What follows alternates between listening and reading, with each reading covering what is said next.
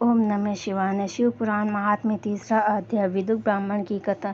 श्री सूत जी बोले, सौनक सुन, मैं तुम्हारे सामने अत्यंत गोपनीय कथा का वर्णन करूं, क्योंकि तुम शिव भक्तों में अग्रगण्य एवं वेद वेत्ताओं में श्रेष्ठ और समुद्र के निकटवर्ती प्रदेश में वास्कल नामक गांव है, जहां वैदिक धर्म से विमुख महापापी मनुष्य रहते हैं। वे सभी दुष्ट एवं उनका मन दूसरी विषय भोगों में ही लगा रहता है। वे देवताओं एवं भाग पर विश्वास नहीं करते। वे सभी कुटिल प्रवृत्ति वाले हैं, किसानी करते हैं और विभिन्न प्रकार की अस्त्र शस्त्र रखते हैं। वे व्यभिचारी हैं।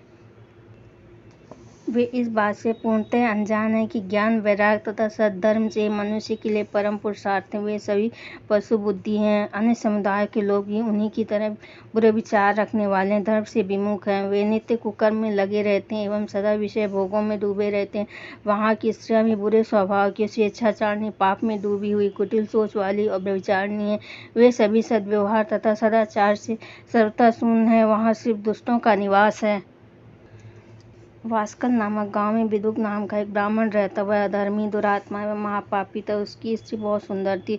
उसका नाम चंचुला था। वह सदा उत्तम धर्म का पालन करती, परंतु विदुर वेश्यागामी था। इस तरह कुकर्म करती हुए बहुत समय व्यतीत हो गया। उसकी स्त्री काम से पीड़ित होने पर भी स्वधर्मनाश के भय से क्लेश सहकर भी काफी समय तक धर्म भ्रष्ट नहीं हुई, परंतु आगे चलकर वह भी अपने दुराचारी पति के आचरण से प्रभावित होकर दुराचारिणी और अपने धर्म से विमुख हो गई।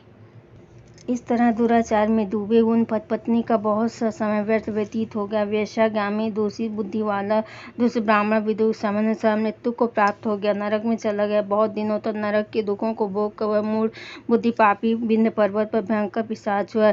उधर उस दुराचारी विदुर के मर जाने पर वह चंचुला नामक स्त्री बहुत समय तक पुत्रों के साथ अपने घर में रहती थी। पति की मृत्यु के बाद वह भी अपने दर्प से गिरकर पर पुरुषों का संग करने लगी। सतियां विपत्ति में भी अपने धर्म का पालन करना नहीं छोड़ती। यही तो तप है। तप कठिन तो होता है, लेकिन इसका फल मीठा होता है। विषय इस सत्य को नहीं जानता, इसलिए वह विषयों के विष फल का स्वाद लेते हुए भोग करता है। एक दिन दैव योग से किसी पुण्य पर्व के आ जाने पर अपने भाई बंधुओं के साथ गोकर्ण क्षेत्र में गई। उसने तीर्थ के जल में स्नान किया। बंधुजनों के साथ यत्र तत्र घूमने लगी। घूमते घूमते हुए एक दिन मंदिर में गई। वहां उसे एक ब्राह्मण के मुख से भगवान शिव की परम पवित्र एवं मंगलकारी कथा सुनी। कथावाचक ब्राह्मण कह रहे थे कि जो स्त्रियां व्यभिचार करती हैं, मरने के बाद जब यमलोक जाती हैं, तब यमराज के दूत उन्हें तरह तरह के यंत्रण देते हैं। ये सारे धन इतने वेदना देने वाले होते हैं कि जीव पुकार पुकार कहता है कि अब वह ऐसा नहीं करेगा, लेकिन यमदूत उसे नहीं छोड़ते। कर्मों का फल तो सभी को भोगना पड़ता है। देव, ऋषि, मनुष्य सभी इसमें बंधे हुए हैं। ब्राह्मण के मुख से यह वैराग्य बढ़ाने वाला कथा सुनकर चंचुला वैसे व्याकुल हो गई।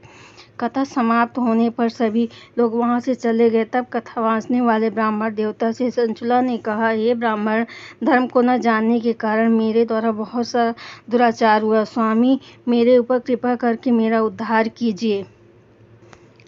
आपके प्रवचन को सुनकर मुझे इस संसार से वैराग्य हो गया है।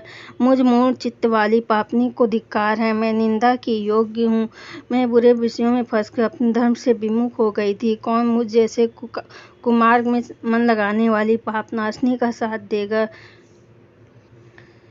जब यमदूत मेरे गले में फंदा डालकर मुझे बांध कर ले जाएंगे और नरक में मेरे शरीर के टुकड़े करेंगे, तब मैं कैसे उन महायातनाओं को सहन कर पाऊंगी? मैं इस प्रकार से नष्ट हो गई हूँ क्योंकि अभी तक मैं इस तरह से पाप में डूबी रही हूँ। हे ब्राह्मण, आप मेरे गुरु हैं, आप ही मेरे माता पिता हैं। मैं आपकी शरण में आई हूँ। मुझ अबला का अब आप ही उद्धार कीजिए। सूजी कहते हैं, सौनक, इस प्रकार विलाप करती हुई चंचुला ब्राह्मण देवता के चरणों में गिर पड़ी। तब ब्राह्मण ने उन्हें कृपा पूर्वक उठाया। हर हर महादेव।